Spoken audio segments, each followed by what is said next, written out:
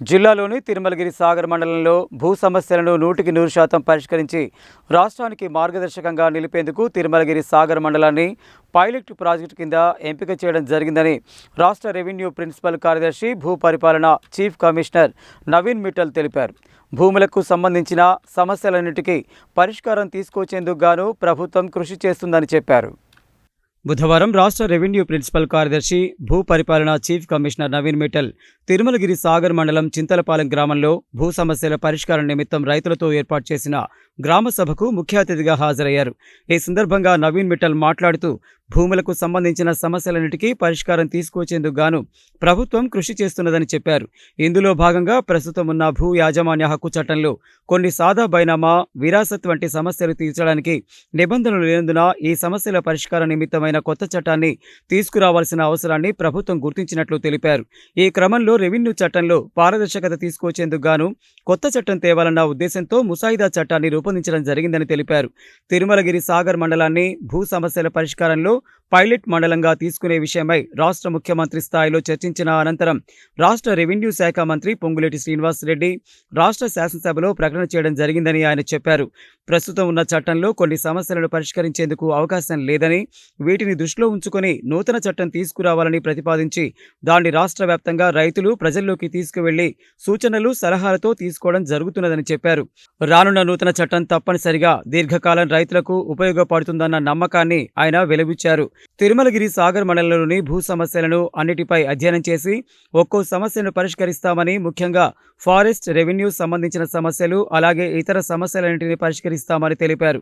తిరుమలగిరి సాగర్లోని సమస్యలు అన్నింటినీ 100% పరిష్కరించేందుకు కృషి చేసి ఈ మండలాన్ని రాష్ట్రానికి మార్గదర్శకం చేసేలా కృషి చేస్తామన్నారు.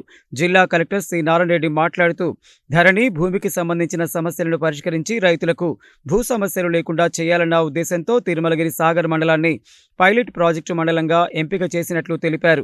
భూ సమస్యల పరిష్కారం నిమిత్తం పైలట్ మండలానికి స్పెషల్ డిప్యూటీ కలెక్టర్ సాయి అధికారిని ఇన్ఛార్జిగా నియమించి 5 మండల బృందాలను 10 మంది సర్వేలను నియమించామని, గత సోమవారం నుండి సర్వే నిర్వహించడం జరిగిందని తెలిపారు.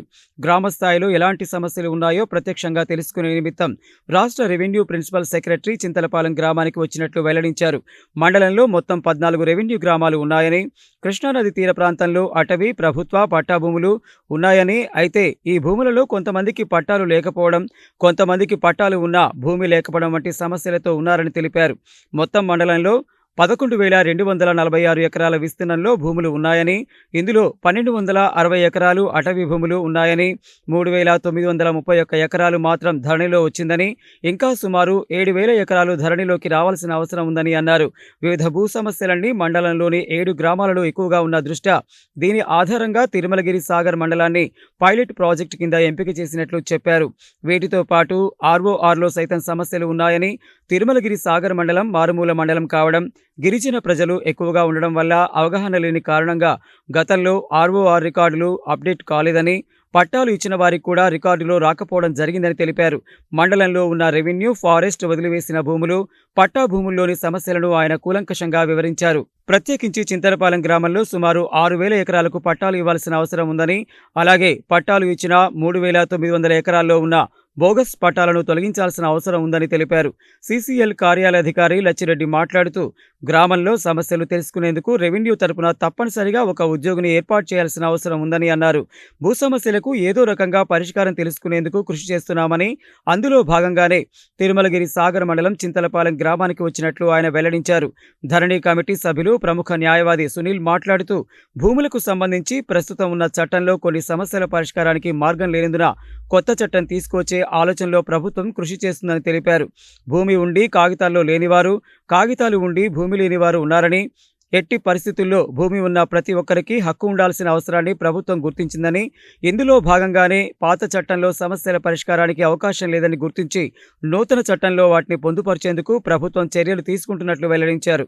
ఈ సందర్భంగా పలువురు రైతులు మాట్లాడుతూ భూ సమస్యలను పరిష్కరించేందుకు రాష్ట్ర స్థాయి అధికారుల బృందం తమ గ్రామానికి రావడం సంతోషించదగ్గ విషయమని, తాము ఎన్నో ఏళ్ల నుండి పోరంబోకు భూములు సాగు చేసుకుంటున్నామని, అయితే తాముకు ఎలాంటి పట్టాలు లేవని, 2 ఏళ్ల కింద సర్వే నిర్వహించినప్పటికీ పట్టాలు రాలేదని, భూమి ఖాళీ లేదని రెవెన్యూ అధికారులు చెప్తున్నారని, అందరూ ఎస్సీ, ఎస్టీ, బీసీ వారే ఉన్నందున తమ సమస్యను పరిష్కరించి పట్టాలు ఇవ్వాలని ఎంపీటీసీ కాశయ్య కోరగా, తమ భూములకు పట్టాలు లేనందున రైతు బంధు, రుణమాఫీ లాంటి ఎలాంటి లబ్ధి రావడం లేదని, అందువల్ల భూమి సర్వే చేయించి నిజమైన వారికి పట్టాలు అందజేసి, అలాగే గ్రామంలోని సీతారామస్వామి ఆలయానికి సంబంధించి భూ సమస్య పరిష్కరించి డొంకదారిని చూపించాలని రామయ్య కోరారు. అలాగే వదిలివేయబడిన భూములకు సంబంధించి తాము సాగు చేసుకుంటున్నామని, 5 దశాబ్దాల కాలంగా కబ్జాలో ఉన్నామని, కానీ పట్టాలు లేవని, ఎలాంటి రికార్డులు లేనందున రుణమాఫీ, రైతు భరోసా వంటివి రావడం లేదని, వీటికి శాశ్వత పరిష్కారం చూపించాలని నాయనాని తండాకు చెందిన ముని నాయక్ కోరారు.